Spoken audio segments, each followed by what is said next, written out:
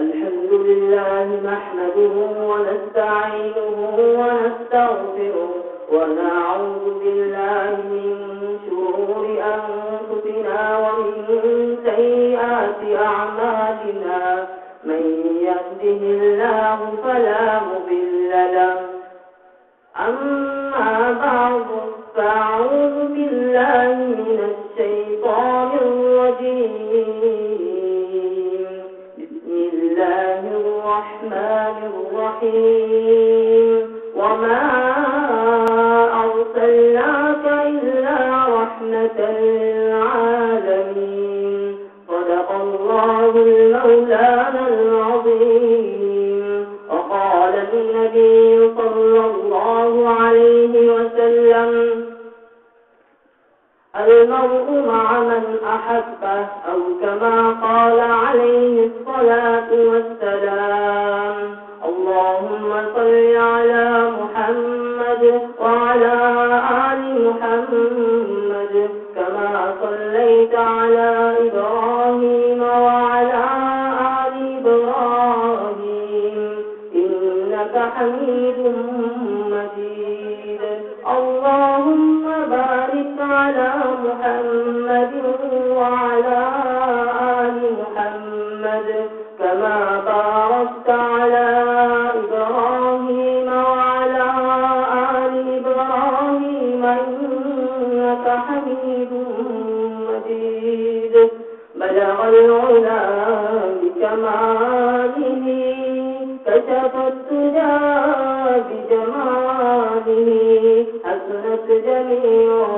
خصاله صلوا عليه وآله بلغ العلا بكماله كشف الدجى بجماله حسنت جميع خصاله صلوا عليه وآله لا إله إلا الله لا إله إلا الله مولا رزق جالے আগুন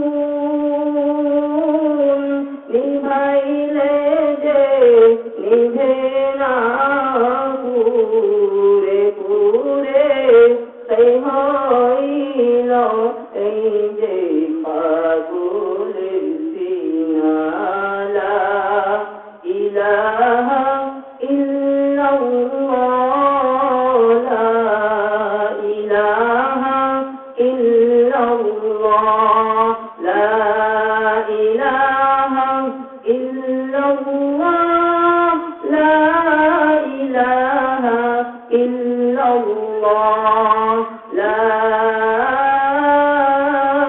ইলাহা ইল্লাল্লাহ মুহাম্মাদুর রাসূলুল্লাহ সাল্লাল্লাহু আলাইহি ওয়াসাল্লাম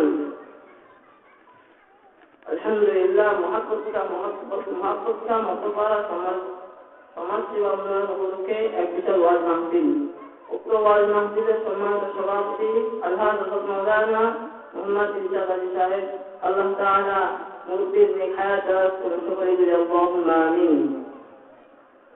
আজকের এই মহা মসজিদের প্রধান বক্তা দ্বিতীয় বক্তা এবং আমার সামনে উপবিষ্ট বাংলার দূর দূরান্ত থেকে আগত কোরআন প্রেমিক আলেম প্রেমিক ভাইয়েরা সকলকে আমার অন্তরের স্থল থেকে আন্তরিক মোবারকবাদ ও অভিনন্দন। আল্লাহ রাব্বুল আলামিন আমাদেরকে এই দুনিয়ার ফিতনা ফাসাদ থেকে আমাদেরকে বাঁচাই করে এই মাহফিলে বসার তৌফিক দান করেছেন। এই জন্য আল্লাহ তাআলার দরবারে আমরা সকলেই অন্তর থেকে বলি আলহামদুলিল্লাহ। আপনার আমার আখির নবী মুহাম্মদুর রাসূলুল্লাহ আকাই নামদার তাজুল মদিনা রাসূল মুনাওয়ারা রাসূল আকরাম মুহাম্মদুর রাসূলুল্লাহ সাল্লাল্লাহু আলাইহি ওয়াসাল্লাম। বর্তমান মাশাআল্লাহ মাহফিল বছরের শুরু থেকে হয়ে গেল। এখন রমজানের আর 5-6 দিন বাকি আছে, তার আগেই হয়তো কিছু মাহফিল আছে, এই সমস্ত মাহফিল হবে, অত রমজান মাসে হবে না হবে আমরা জানি না। তো আল্লাহ তাআলা আমাদেরকে হয়তো এই মাহফিল আমাদের শেষ মাহফিল হইতে পারে।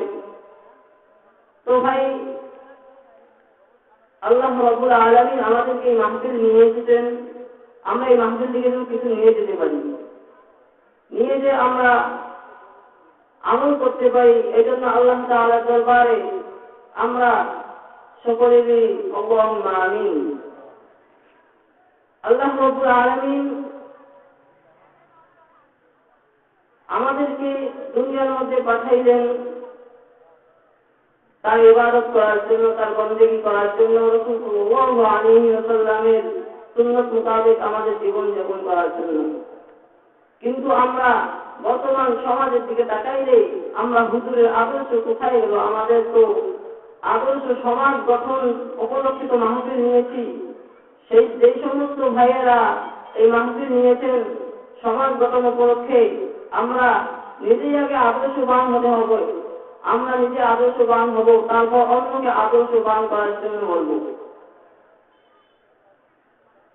আদর্শবান হতে হলে আমাদেরকে হুজুর আকরাম সাল্লাল্লাহু আলাইহি ওয়াসাল্লামের জিন্দেগির দিকে তাকাইতে হবে।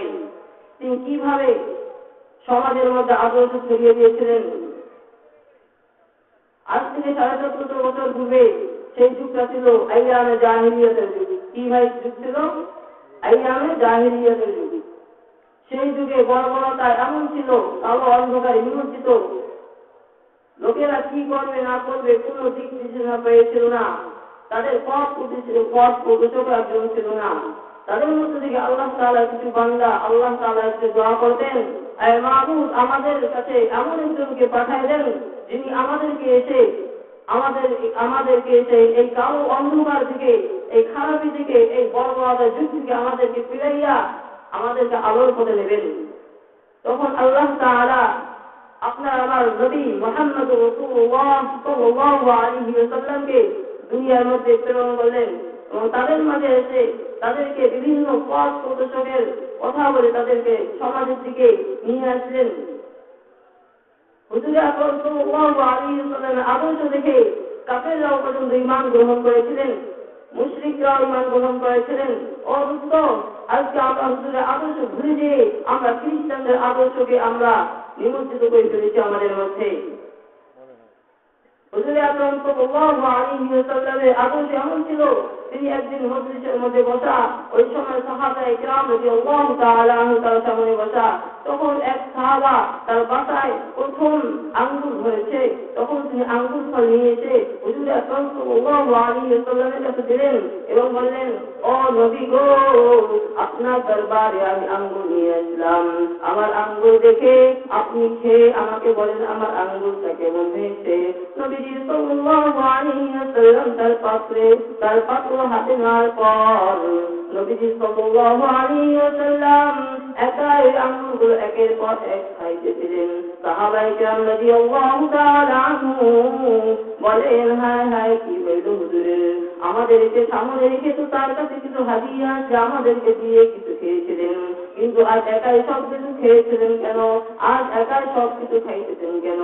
খাওয়ার পর যখন হুজুর আকরাম সাল্লাল্লাহু আলাইহি ওয়াসাল্লাম আঙ্গুর সবগুলো খেয়ে ফেললেন, তখন সাহাবায়ে কেরাম রাদিয়াল্লাহু তাআলা আনহুম যা আঙ্গুর হুজুরকে দিয়েছিলেন হাদিয়া, সেই আঙ্গুরওয়ালা সাহাবা রাদিয়াল্লাহু তাআলা আনহুকে পাথর ফিরাই দিলেন এবং আনন্দের সহিত বললেন, ও সাহাবা, তোমার আঙ্গুর তো মাশাআল্লাহ অনেক সুন্দর, তোমার আঙ্গুর অনেক স্বাদ হয়েছে, তোমার আঙ্গুরের মধ্যে, তোমার আঙ্গুরের বাগানের মধ্যে আল্লাহ তাআলা বরকত দান করুন। সাহাবায়ে কেরাম রাদিয়াল্লাহু তাআলা আনহুকে ফিরে দেওয়ার পর হুজুর সাল্লাল্লাহু আলাইহি ওয়াসাল্লামের সামনে যেই সমস্ত সাহাবায়ে কেরামরা বসা ছিল, তখন তারা হুজুর আকরাম সাল্লাল্লাহু আলাইহি ওয়াসাল্লামকে জিজ্ঞাসা করলেন, ও নবী, আপনার দরবারে কোনো হাদিয়া আসার পর আপনি তো একাই ভক্ষণ করেন না, আমাদেরকেও কিছু দিয়ে খেয়েছিলেন, কিন্তু আজকে আপনি একাই সব কিছু ভক্ষণ করলেন কেন? হুজুর আঙ্গুর। তখন তাদের উত্তর দিলেন, ও সাহাবা, তোমরা যদি এই আঙ্গুরগুলো খাইতা তাহলে তোমরা ওই সাহাবায়ে কেরামের মনটা খারাপ করে তোমরা বাসায় তাকে ফেরত দিয়ে দিতা। ও নবী গো, কেন কেন? এর উত্তর কি? তখন আল্লাহ তাআলা রাসূল বললেন, ওই সাহাবায়ে কেরাম রাদিয়াল্লাহু তাআলা আঙ্গুরগুলো ছিল টক, ওই সাহাবার আঙ্গুর ছিল টক। তোমরা যদি এই আঙ্গুরগুলো খাইতা, তোমরা বিভিন্ন সাহাবাকে জিজ্ঞেস করতা, ও সাহাবা, তোমার আঙ্গুরগুলো কেন টক? তুমি কেন এই আঙ্গুর খেয়েছো? তখন সাহাবায়ে কেরামের মনটা অনেক খারাপ হয়ে বাসায় ফিরত। ও সাহাবা, আমি তার মনকে খুশি রাখার জন্য আমি নিজে আঙ্গুরগুলো খেয়েছি। ও দোস্ত, হুজুরের এমন আদর্শ ছিল, আদর্শ থেকে একটা ছিল, মুসলমান হয়ে গিয়েছিলেন। ও দোস্ত, আমাদেরকে আদর্শ সমাজ গঠন করতে হলে আমাদেরকে ইসলামী শিক্ষায় শিক্ষিত হতে হবে।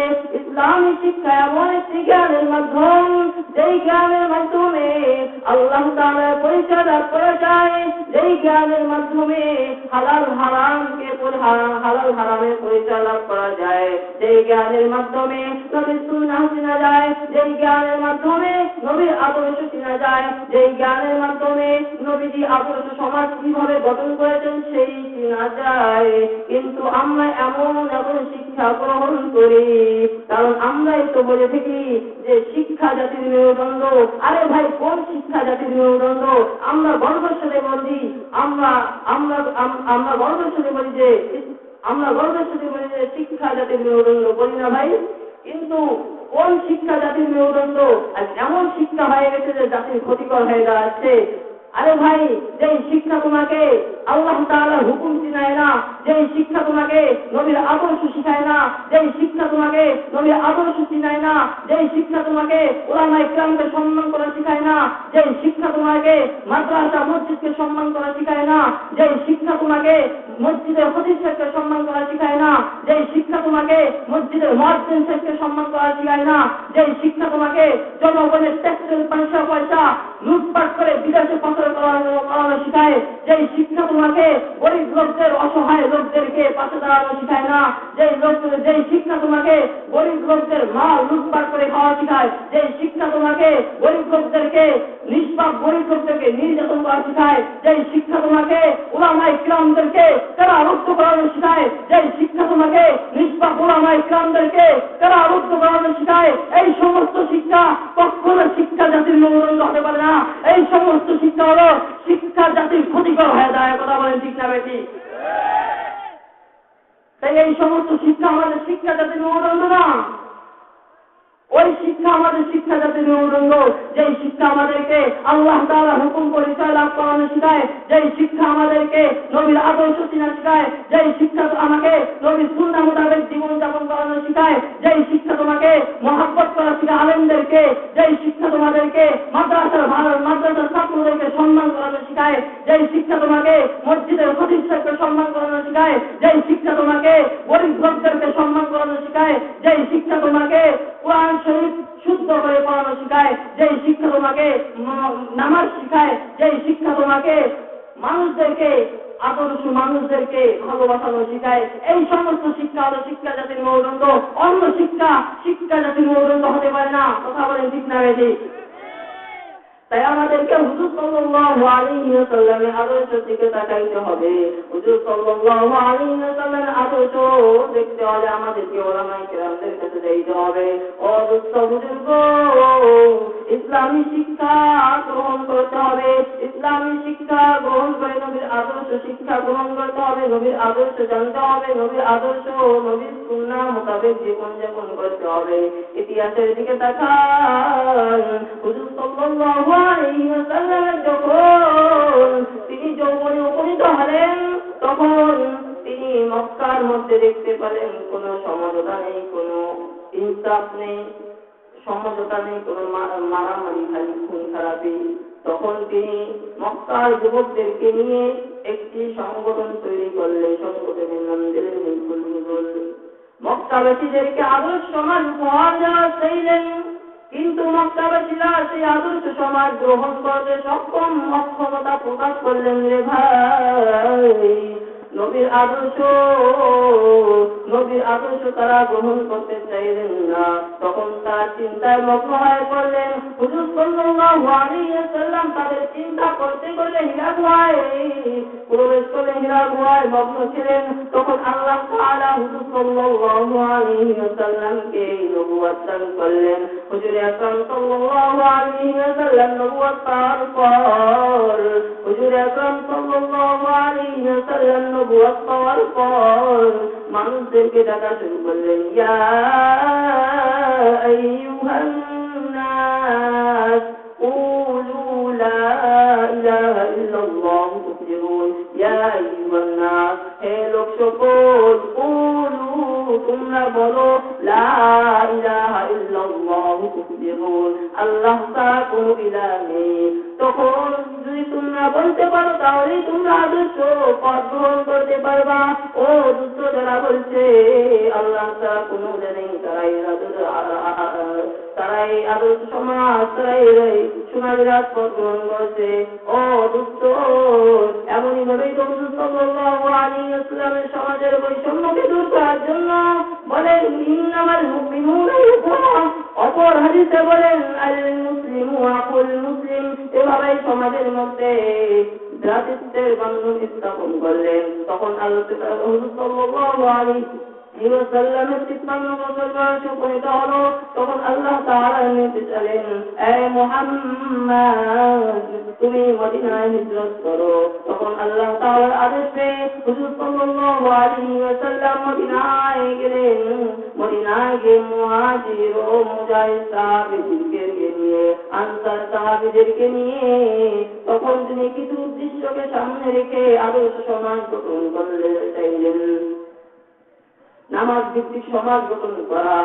তাদের মধ্যে কিছু নিম্ন উল্লেখিত হলো যে, নামাজ ভিত্তিক সমাজ গঠন করা, ন্যায় পরায়ণ সমাজ গঠন করা, প্রত্যেকের মৌলিক অধিকার প্রতিষ্ঠা করা। অদত্ত আমরা তো হুজুরের আদর্শ ভুলে গিয়ে আমরা ধরেছি খ্রিস্টান মিশনারিদের আদর্শ, আমরা ধরেছি গায়কের আদর্শ, আমরা ধরেছি মেশিন ইমানের আদর্শ, আমরা ধরেছি খেলোয়াড়দের আদর্শ। আরে হুজুরের আদর্শ কই গেল? তুমি তো গর্বের সাথে বলো আমি নবীর আছে, তোমার আছে কি কই গেল? তোমার মদিনাওয়ালার দাড়ি কই তোমার দাড়ি? তুমি কেন মেশিন ইমানের দাড়ির মতো কাটিং দিয়েছো? তুমি কেন মেশিন ইমানের চুলের মতো কাটিং দিয়েছো? তুমি কেন গায়ক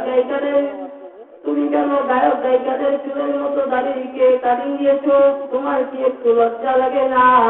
তুমি নবীর আদর্শ, তুমি নবীর উম্মত দাবি করো, তুমি নবীর উম্মত দাবি করো, কিন্তু তোমার নবীর উম্মতি কই গেল? তোমার নবীজির লিবাস কই গেল? নবীর সুন্নাহ কই গেল? নবীজির সুন্নাহ টুপি কই গেল? দাড়ি কই গেল? তুমি দাড়ি রেখেও না, ওইভাবে নামাজ পড়ো, তুমি মনে করো নামাজের মধ্যে অনেক তো অভয়। না না দুষ্ট, তোমার সিকিমতে গুনাহ ফেরেশতা লিখতেই আছে। ও দুষ্ট, যখন মেদিনা ইমাম কোন খেলোয়াড় যেই দলকে তুমি সাপোর্ট করো ওই দল ধরে হেরে যায়, তখন তোমার চোখ দিয়ে কান্না ঝরে ঝরে পড়ে। আর যখন আমার রাসূলকে কোন কাফের মুশরিকরা কোন কাদিয়ানীরা গালি দেয়, তোমার কি একটু মায়া লাগে না? তুমি কেন নবীর আশিক দাবি করো?